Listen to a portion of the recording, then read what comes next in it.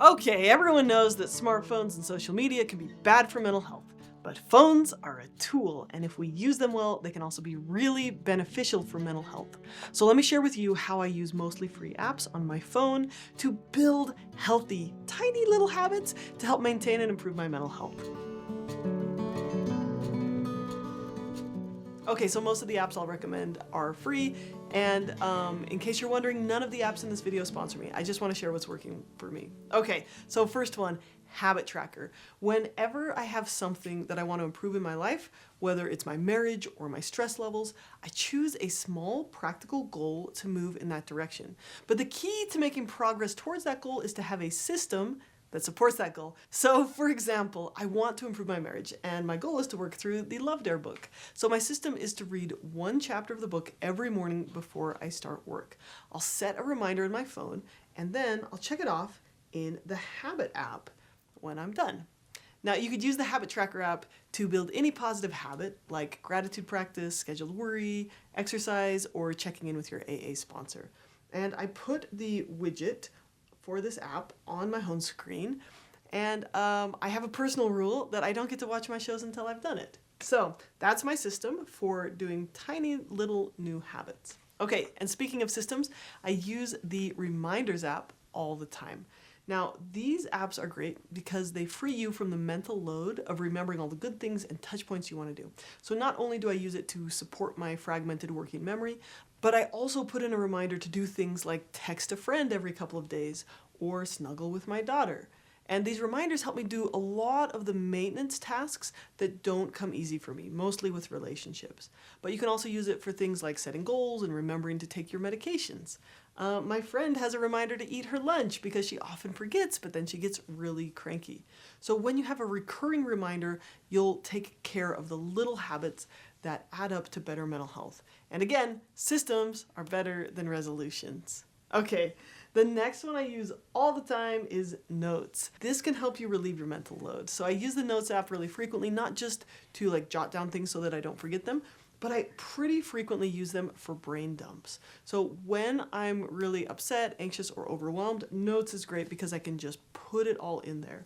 And if I'm really upset, I'll go for a walk and I'll just use voice to text to take all of my rush of thoughts and put them into my phone. These apps can also work like a small journal. If one of my practices is scheduled worry or checking in with my feelings, but it's something that I don't really want to save in my journal, I'll just pop it into Notes. It's just convenient. Okay, now speaking of journaling, there's another app I use for everything I do want to save, and this is Day One. So what we focus on, we get more of, and what we pay attention to and review, we remember. So it's really easy to get wrapped up in the difficulties of each day and forget about all the beautiful moments you had last week or last year. So to be truly happy, you have to build an intentional practice to remember the good. And I use the Day One app for this. Again, not a sponsor. I think this one is paid to have all the storage you want. It's like $35 a year. But I just try to pop in a picture each day and keep my streak. That's my goal. And when I remember, I write a little bit about my day. And you can journal in any way you like. You can set up a guided journal to prompt you to practice gratitude, or journal through your feelings, or track your mood. But I just kind of prefer like doing pictures and funny stuff. And then my favorite part is that at the end of the year, I can print the thing and have it mailed to me. So I print one for the kids that they can read through and look through and handle. And then I put another one like on my shelf so that I can save it for posterity or something. The next app I really like is Lotus Bud on iOS, or if you're on Android, Mindfulness Bell works. And these are awesome apps if you want to change your subconscious habits. These apps have just a really simple mindfulness bell, and you can set custom reminders to go off somewhat randomly at the interval you choose. When the bell chimes, you just check in with your body or whatever and get mindful for a moment.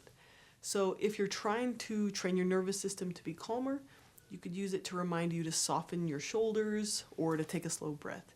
And if you're trying to be more aware of what's going on with your body, you could pause it and do a quick body scan to see what sensations are showing up. Or if you're like trying to catch yourself in like a cognitive distortions, like catastrophizing. So basically, anytime I'm setting a goal around something that's a little bit hard to be mindful of, I use Lotus Bud to gently remind me to be more aware.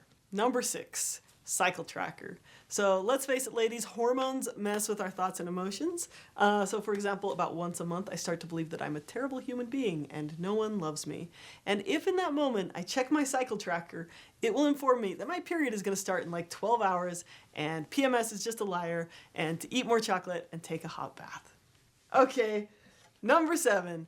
This is my Dr. Leo Marvin moment where I'm going to recommend my own stuff. But one of the things I'm really excited about is that Therapy in a Nutshell now has an app, and I'm really proud of it. It's free, and it comes with 2 free courses. The first one is Grounding Skills for Stress, Anxiety, and PTSD. And in my humble opinion, this is a great course. Tens of thousands of people have taken it, and they've learned how to regulate their nervous system, how to tell when you're stuck in fight, flight, or freeze, and how to retrain your nervous system to feel safe again. The other free course is new. It's How to Stop Panic and Anxiety Attacks. And then for those of you who are Therapy in a Nutshell members, you can take all 8 of my other mental health courses right within the app. So check that out. Like, watch one 15-minute video a day and do the exercise, and you really can learn like how to improve your mental health, how to get out of survival mode, process your emotions, and break the cycle of anxiety. Before I mention a few honorable mentions, take a look at my phone. Do you see what I don't have on my phone? No TikTok, no Instagram, no LinkedIn, no X. You guys, I make my living on social media, but I'm not gonna let it control me. Any app that I find to be really distracting, as soon as I find that that app is sucking away my brain, I delete it off my phone. And I know phone games can be addictive, so I don't have any Candy Crush or puzzle games or solitaire. And you can't see it, but I went into settings and I turned off notifications for almost everything, like no news notifications. Every single garbage notification I turn off. Even calls and messages are almost always on vibe. So when I said earlier that our phones are tools, this is what I'm talking about. I try to use my phone to support the life I want because I'm not gonna let my phone control me. Okay, let me take the last minute of this video for some honorable mentions. I like 7-Minute Workout. It used to be free. I think it's charged, you have to pay now, but Nike Workout's free, and both of them have these like quick workouts you can do at home or in the office because exercise also supports mental health. Libby, also Audible and Blinkist, those are paid apps, but Libby, you can read lots of books, and that's a great way to improve your mental health.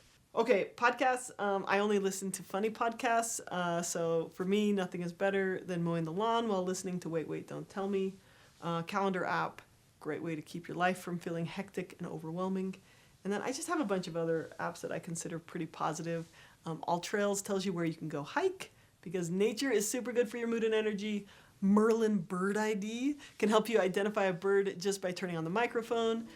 Just Serve helps you connect to service opportunities in your area. And you know, there's more, but I'll stop there.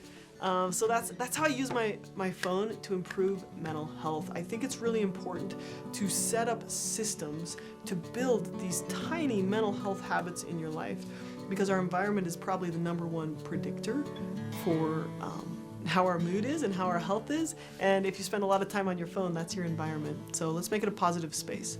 I love reading your comments, and I'd love to hear what apps you've found helpful for your mental health and helps you build out systems. So please take a moment to share. Thanks for watching and take care.